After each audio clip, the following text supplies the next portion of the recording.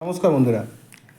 বাংলা গান নিয়ে যদি কখনো সুহানা সফর উইথ আন্নু কাপুরের মতো কোনো প্রোগ্রাম ভাবা হতো, তার সঞ্চালক হিসেবে প্রথম পছন্দ যিনি হতেন তিনি হচ্ছেন বিমান মুখোপাধ্যায়।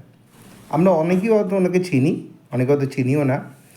বাংলা গানের এক অনন্য সাধক, সারা জীবন বাংলা গান নিয়ে চর্চা করেছেন। বিশেষত নজরুল গীতির এক উচ্চমার্গের শিক্ষক। উনি নিজেকে যদিও বা বলতেন উনি বাংলা গানের জগৎ একটা বটবৃক্ষ হয়, তো উনি একটা মালি, এবং যে মালির কাজ হচ্ছে পাতা কুড়োনো, এতটাই বিনয়ী ছিলেন।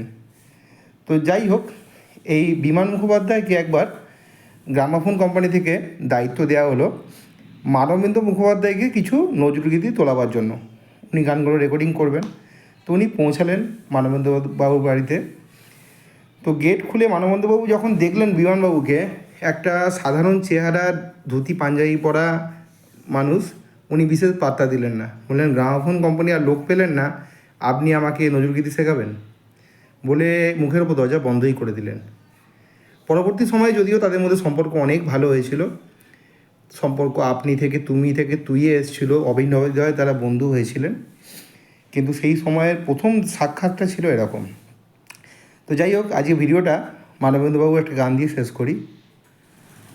বনে নয় মনে মোর পাখি আজ গান গায়, এই ঝিরি ঝিরি হাওয়া দোলা দিয়ে যায়, গুনগুন গুনগুন ফাগুনের ফাল্গুন ডাকে মোরে আয় আয় আয় বনে নয়। যদি ভালো লাগে বন্ধুরা, প্লিজ ভিডিওটা একটা লাইক করে দেবেন, আর চ্যানেলটা একটু সাবস্ক্রাইব শেয়ার করে দেবেন। অনেক ধন্যবাদ।